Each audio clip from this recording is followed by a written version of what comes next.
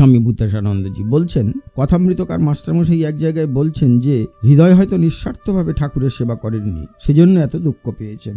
ভগবানের ভক্ত হলে তার যে কোনো দুঃখ কষ্ট হবে না এমন কোনো কথা নেই। পুরাণে এমন অনেক দৃষ্টান্ত আছে। ভক্ত সুদামা খুব গরিব, রোজ তার খাওয়া জোটে না। একদিন সুদামা কৃষ্ণের কাছে গিয়েছে। কৃষ্ণ বললেন, সখা, তুমি আমার জন্য কি এনেছো?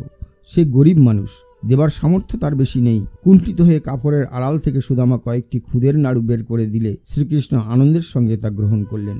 বাড়ি ফিরে সুদামা দেখে তার কুটির নেই, সেখানে বড় প্রাসাদ তৈরি হয়েছে। এ কিন্তু সুদামার খুদের নাড়ুর পুরস্কার নয়, আসল ফলও নয়, এসব কল্পনা। আকাঙ্ক্ষা থাকলে ভগবানকে ডাকলে ধনধান্যে পূর্ণ করে দেবেন তিনি, তাও নয়। বৃন্দাবনের গোপীরা ভগবান ছাড়া আর কিছু জানতো না, তবু তারা সমস্ত জীবন কেঁদে কাটিয়েছে। গোপীদের দ্বারকায় নিয়ে যাওয়া হয়েছিল। ফিরবার পথে সেখানে দস্যুরা এসে তাদের সম্পদ লুট করে নিয়েছিল। গোপীরা একটা কূপে ঝাঁপ দিয়ে আত্মহত্যা করল। এই হলো তাদের জীবনের পরিসমাপ্তি।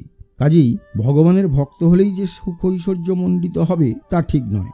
অর্থ সুখ এসব মানুষের কল্পনা। মানুষ এসব ভাবতে ভালোবাসে। গীতায় আছে ভক্ত 4 রকমের। কেউ আর্ত হয়ে বিপদ দূর করার জন্য তাকে ডাকে, কেউ তার স্বরূপ জানবার জন্য তাকে ডাকে, কেউ ধন দৌলত চায়, আবার কেউ জ্ঞানী তার স্বরূপ জেনে তাকে ধরে থাকে। যিনি তার স্বরূপ জেনে তত্ত্বকে জেনে তাকে আশ্রয় করে তিনি শ্রেষ্ঠ। পূজনীয় মহারাজ জি অন্য এক সময় বলেছিলেন, যা সংসারীদের অনুপ্রাণিত করে। সাধু আর গৃহস্থ দুই মায়ের সন্তান। সন্তানের ভিতরে একজন যদি ফর্সা হয় আর একজন যদি কালো হয়, তাহলে মা কি তাদের পৃথক করেন? কেউ গৃহস্থ, কেউ সন্ন্যাসী, মা কি তাদের পৃথক করেন? কেউ ভালো, কেউ মন্দ, তাদেরও কি মা পৃথক করেন? আমরা ভালো হই, খারাপ হই, সাধু হই, গৃহী হই, মা আমাদের ভালোবাসেন, কারণ আমরা তাঁর সন্তান। আমরা ভালো বলে নয়, তবে তাঁর সন্তান এই চিন্তা মনে এলে যত মন্দই আমরা হই না কেন, আমরা ভালো হব।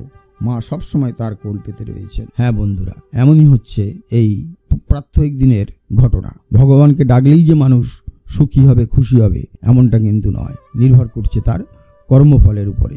তবে হ্যাঁ, ঈশ্বরকে ডাকলে সেই কর্মফলের নাশ হয়। আশা করি ভিডিওটি ভালো লেগেছে। যদি ভালো লেগে থাকে তাহলে প্রতিদিনের মতো লাইক, শেয়ার, কমেন্টস করবেন।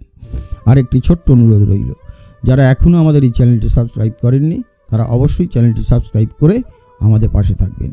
তাহলে আজকের মতো বিদায় নিচ্ছি, আবার আগামীকাল কথা হবে। নমস্কার, ধন্যবাদ।